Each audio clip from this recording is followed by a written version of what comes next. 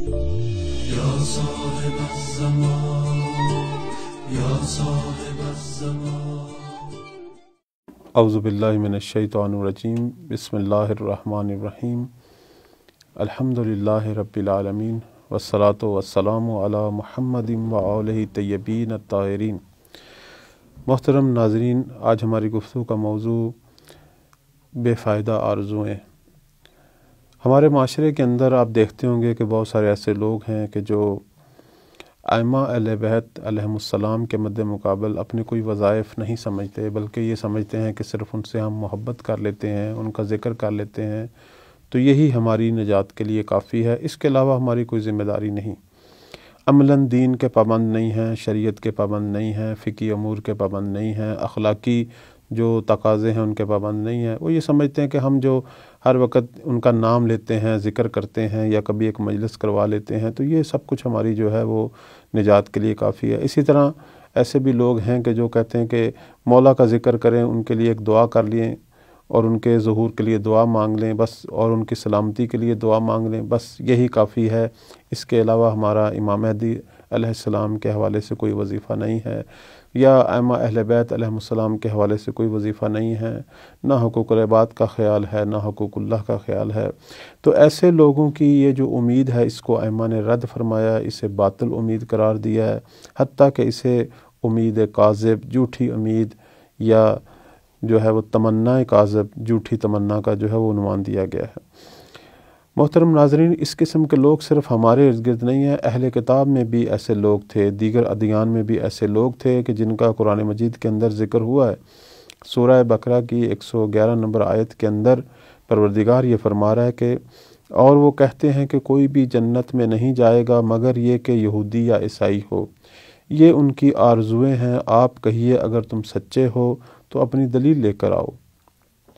کہ جس طرح یہود و نصارہ اس قسم کا جنت اور بہشت کے حوالے سے عقیدہ رکھتے تھے، تو ہمارے مسلمانوں کے اندر بھی بعض لوگ ہیں جو یہ کہتے ہیں کہ ہم نے تو ہر حالت میں جنت میں جانا ہے، چاہے ہم عمل کریں یا نہ کریں۔ تو اس قسم کے عقیدے کو ہمارے ائمہ نے جھٹلایا ہے اور اسے خیالی باتوں میں پڑے ہوئے جھوٹے آرزو مند کے عنوان سے جو ہے انہیں خطاب کیا ہے۔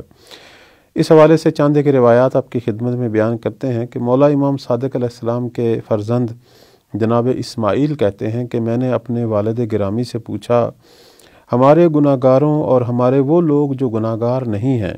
ان کے بارے میں آپ کیا فرماتے ہیں؟ تو امام نے ایک آیت کی تلاوت فرمائی، سورہ نساء کی 123 نمبر آیت امام نے تلاوت فرمائی، اور اس آیت کے اندر یہ ہے کہ تمہاری آرزوؤں کو اہل کتاب کی آرزوؤں پر فضیلت حاصل نہیں ہے، جو بھی برا عمل کرے گا اس کی سزا پائے گا۔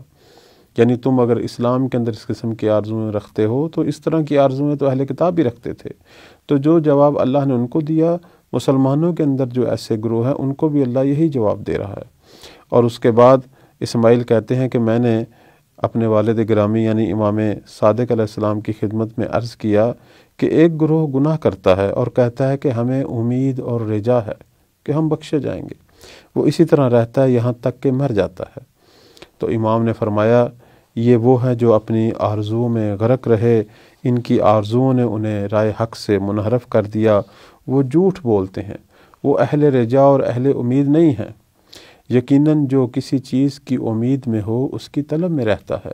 اور جو کسی چیز سے ڈرتا ہو اس سے پرہیز کرتا ہے۔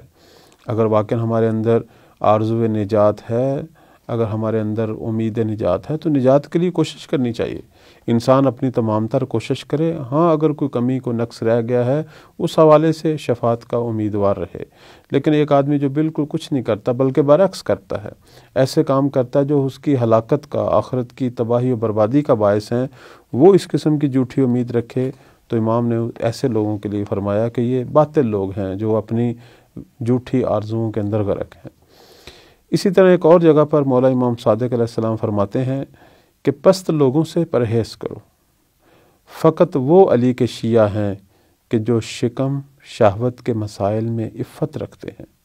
کوشش و زحمت کرتے ہیں، اللہ کے لیے عمل کرتے ہیں، اسی کے ثواب کی امید رکھتے ہیں، اسی کے عذاب سے ڈرتے ہیں۔ جب تم ایسے افراد کو دیکھو تو جان لو کہ یہی لوگ جعفر ابن محمد صادق علیہ السلام کے شیعہ ہیں۔ تو مولا نے تشیع کا معیار بتا دیا کہ صرف ہمارا نام لینا، ہم سے محبت کا دعویٰ کرنا کافی نہیں ہے، بلکہ ہماری محبت رکھنے والے شیعہ وہ ہیں کہ جو ہماری محبت کے ساتھ اپنے شکم کو پاک کرتے ہیں، حرام چیزیں نہیں کھاتے، غصبی مال نہیں کھاتے، ایسا مال جس کے اندر شبہ ہو وہ نہیں کھاتے، شہوت کے مسائل میں عفت رکھتے ہیں، بدکاریوں سے بچے ہوئے ہیں، کوشش و زحمت کرتے ہیں، اللہ تعالیٰ کی عبادت، لوگوں کے حقوق ادا کرنے میں زحمت کرتے ہیں، اللہ کے لیے عمل کرتے ہیں، اپنے لیے عمل نہیں کرتے، پروردگار کے تقرب کے لیے عمل کرتے ہیں اور اسی کے ثواب کی امید رکھتے ہیں اور اللہ سے ڈرتے ہیں۔ فرماتے ہیں یہ لوگ ہیں جو ہم آل محمد کے شیعہ ہیں۔ لیکن افسوس کی بات ہے کہ بعض لوگ جو ہیں وہ توسل کا معنی نہیں سمجھتے، توسل کے حوالے سے، یا شفاعت کا معنی نہیں سمجھتے، شفاعت کے حوالے سے جو ہے وہ ایک غلط سے عقائد اور نظریات انہوں نے اپنائے ہوئے ہیں، اور یہ نظریات یقیناً کچھ اشعار، کچھ قصیدوں اور محمد وال محمد کی شان میں جو شعراء نے کلام پیش کیا اس سے، یا ہماری غلط طرح کی جو خطابت ہے جو ممبروں سے ہے، اس سے لوگوں تک پہنچے ہیں اور لوگوں کے عقائد کا حصہ بن گئے ہیں۔ نتیجتاً لوگ جو ہیں بظاہر شیعہ ہیں لیکن حقیقی تشیع سے جو ہے وہ دور ہیں۔ تو اس قسم کا جو طرز تفکر ہے، اس کے جو نتائج سامنے آتے ہیں وہ یہ آتے ہیں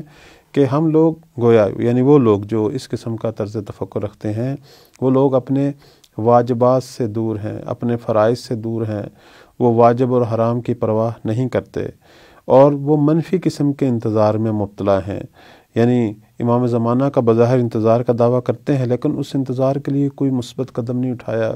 کوئی اپنی اصلاح نہیں کی، امام کے ظہور کے لیے کوئی راہ ہموار نہیں کی، وہ صرف یہ چاہتے ہیں کہ ہم بیٹھے بیٹھے گھروں میں ہمیں سب کچھ مل جائے۔ اور تیسرا جو نتیجہ ہے کہ وہ دین سے دور رہے اور مختلف قسم کے توہمات اور انحرافات جو بعض اہل منبر یا شعراء کی طرف سے شعروں کی شکل میں یا قصہ کہانیوں کی شکل میں پیش ہوئے، اسی کو اپنا دین سمجھتے ہوئے دنیا سے چلے گئے، حالانکہ انہوں نے دین سے کچھ بھی نہیں سیکھا، قرآن و حدیث سے کاملاً دور رہے۔ تو ایسی فکر کے جو اسباب ہیں وہ یہ ہیں کہ یہ آدمی، یہ شخص جو ہے دین شناس نہیں ہے، اس نے دین نہیں پڑھا، اس کو پتہ نہیں ہے کہ رجا کیا چیز ہے، امید کیا چیز ہے، اور کب جو ہے وہ رجا ہونی چاہیے، رجا اور توہم کے اندر کیا فرق ہے، اس سے وہ بے بہرہ ہے۔ اور دوسری چیز ہے نفسانی خواہشات اس پر غالب ہیں۔ چونکہ اس قسم کی فکر جو بعض اہل منبر سے ان تک پہنچتی ہے، ان کی نفسانی خواہشات کے مطابق ہوتی ہے کہ جو کچھ کرنا کری جاؤ، جو کچھ کرنا کرتے چلو، کوئی پرواہ نہ کرو، خود بخود وہ ہمیں بخشا لیں گے، وہ ہماری شفاعت کر لیں گے، ان سے محبت ہی ہمارے لیے کافی ہے، سارا سال جو گناہ کرنے ہیں کر لیں، بعد میں ایک دفعہ ان کے لیے مجلس کر لیں تو گویا وہ ہماری بخشش کا سامان پیدا کر دیں گے۔ یعنی دین سے دوری اور اس قسم کی گمراہ جو ہے وہ فکر۔ اسی طرح ان لوگوں کو اللہ کی معرفت حاصل نہیں ہے۔ یہ لوگ نام تو محمد وال محمد کا لیتے ہیں لیکن خدا سے دور ہیں، انہیں یہ نہیں پتہ کہ ہمارا کوئی خدا ہے جو ہمیں دیکھ رہا ہے، جس نے یہ دین بھیجا ہے، جس نے محمد وال محمد کو ان مقاصد کے لیے بھیجا ہے، اور اللہ کی معرفت سے دور اور پروردگار کے اوصاف اور اس کے جو دوسرے لفظوں میں احکام ہیں ان سے دور، اور اس کے والے سے نہ کوئی سمجھ بوجھ ہے اور نہ کوئی عمل ہے۔ اسی طرح ایک جو چیز ہے وہ یہ ہے کہ ان لوگوں کے اندر ائمہ کے حوالے سے ایک جذباتی فکر ہے، ایک غیر منطقی فکر ہے۔ امام جو شب و روز اللہ کی عبادت کرتے تھے، امام جو لوگوں کو پروردگار کی عبادت کی طرف توجہ دلاتے تھے، امام جو لوگوں کو صراط مستقیم کی طرف ہدایت کرتے تھے، امام جو لوگوں کو دین بتانے کے لیے آئے تھے، انہوں نے دین کو چھوڑ دیا، ائمہ کے فرامین کو چھوڑ دیا، خود امام سے ایک جذباتی سا تعلق پیدا کر کے اور ہر حرام کاری کے ساتھ ساتھ امام سے بخشش کی جو ہے وہ امید ڈال لی، کہ جسے ائمہ نے جو ہے وہ جھوٹی امید کو عنوان دیا اور باطل آرزو کا عنوان دیا۔ تو اس قسم کے لوگوں کے لیے جو رائے حل ہے یا علاج ہے وہ یہ ہے کہ ان لوگوں کو دین کی طرف توجہ کرنی چاہیے، قرآن پڑھنا چاہیے، قرآنی آیات کا ترجمہ پڑھنا چاہیے، اور قرآن کے اندر پروردگار کا یہ فرمان دیکھنا چاہیے کہ جو سورہ حجرات کی 13 نمبر آیت میں ہے کہ اللہ تعالیٰ فرما رہا ہے کہ اللہ کے نزدیک تم میں سے سب سے زیادہ فضیلت وہ ہے جو زیادہ متقی ہے۔ اور اس نقطے کی طرف بھی توجہ کرنی چاہیے کہ انسان کے اعمال کا معیار اس کی خالص نیت ہے، اس کا پروردگار کی خاطر عمل کرنا ہے، اور وہی انسان کامیاب ہے کہ جو فردی اور اجتماعی زندگی میں اپنے وظائف انجام دیتا ہے۔ اور یہ وظائف جو ہیں قرآن مجید میں کئی جگہ پر بیان ہوئے ہیں۔ بطور نمونہ آپ کی خدمت میں سورہ عصر کا ترجمہ کرتے ہیں کہ بسم اللہ الرحمن الرحیم، زمانہ کی قسم تمام انسان خسارے میں ہیں مگر وہ لوگ جو ایمان لائے اور اعمال صالح انجام دیے اور ایک دوسرے کو حق کی نصیحت کرتے ہیں اور صبر کی تلقین کرتے ہیں۔ اللہ تعالی ہم سب کو حقیقی معنوں میں شیعہ بننے کی توفیق عطا فرمائے۔ السلام علیکم ورحمۃ اللہ وبرکاتہ۔